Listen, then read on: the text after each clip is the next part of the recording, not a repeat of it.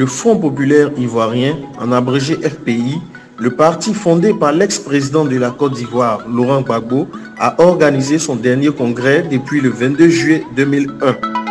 17 ans après, le parti dirigé aujourd'hui par Pascal Affi-N'Guessan a décidé d'aller à des assises pour, dit-on, adapter ses textes au contexte nouveau après la perte du pouvoir en 2011, élire le président et les comités de contrôle et faire le bilan de sa gestion du pays de 2000 à 2010. À l'ouverture de ce 4e congrès, dans son discours d'orientation, le président du FPI, Pascal Affi-N'Guessan, a fait le tour d'horizon de la situation politique de la Côte d'Ivoire après la cession au pouvoir du président Alassane Ouattara. Le capital politique, moral, économique et social de notre pays a été liquidé. Notre pays est en faillite et le régime de M. Alassane Ouattara en porte la principale responsabilité. 7 ans après son accession au pouvoir, dans le feu des armes à feu, l'échec de M. Alassane Ouattara est consacré. Le pays est enlisé dans les procès politiques qui se poursuivent sans retenue.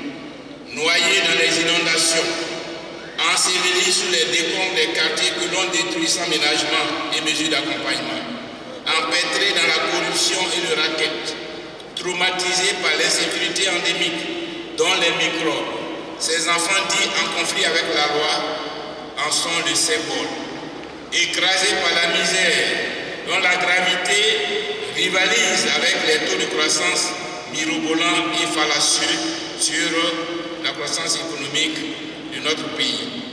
Meurtri par la situation de ces centaines de milliers d'Ivoiriens qui continuent de vivre le calvaire de l'exil à travers le monde. Le gouvernement du pays est privatisé, tribalisé, clanisé. Comment alors s'étonner que les jeunes Ivoiriens fuient en masse leur propre pays, bravant les risques de l'immigration clandestine pour espérer un avenir meilleur au-delà de la Méditerranée? Parce qu'ils refusent avec obstination d'emprunter la seule voie de rédemption pour notre pays, celle qu'attendent avec impatience nos compatriotes, la voie de la réconciliation nationale et d'une paix durable en Côte d'Ivoire. Alassane Ouattara a lamentablement échoué.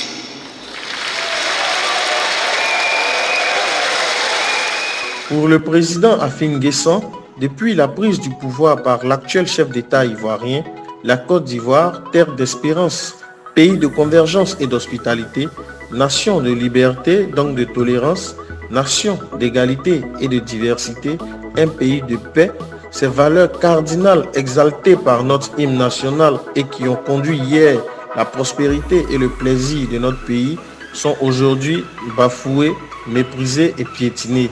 La fraternité entre les fils du pays a été assassinée. Dans sa lancée, M. Affi a fait savoir que Alassane Ouattara a lamentablement échoué. Pour lui, le président ivoirien et son gouvernement ont échoué à restaurer la paix, la stabilité et la prospérité du pays et à réconcilier les Ivoiriens. Du fait qu'il n'est pas l'homme de la situation, qu'il n'est pas l'homme que la Côte d'Ivoire attend aujourd'hui pour la sortie du chaos dans lequel elle se trouve, du fait de ceci, de tout ceci, notre pays est en lambeaux. Des événements que nous n'avons jamais vécus en Côte d'Ivoire se déroulent aujourd'hui sous nos yeux. Des hommes et des femmes désespérés, désillusionnés, désenchantés s'immolent au feu ou se suicident. La Côte d'Ivoire n'a jamais connu ça. Maintenant même la nature est contre nous. Ce sont à des inondations meurtrières que nous assistons chaque année. Je ne parlerai pas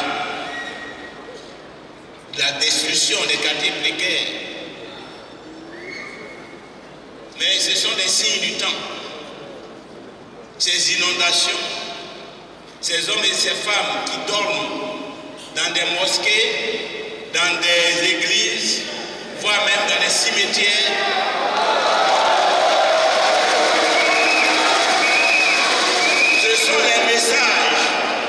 Ce sont les messages que Dieu nous envoie. Ce sont les images que Dieu nous présente. Ce sont les présages que la fin du régime de M. Alassane Ouattara et du FDR est proche.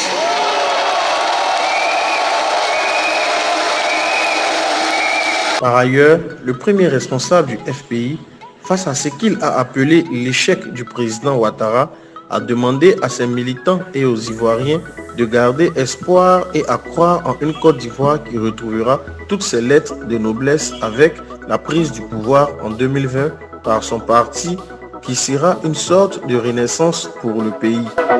Il faut noter qu'à l'ouverture de ce 4e congrès du Front populaire ivoirien, plusieurs partis politiques ivoiriens, notamment le PDCI, Leader, le RPP, le PIT et certaines formations politiques venues du Burkina Faso, du Niger et du Bénin étaient présents.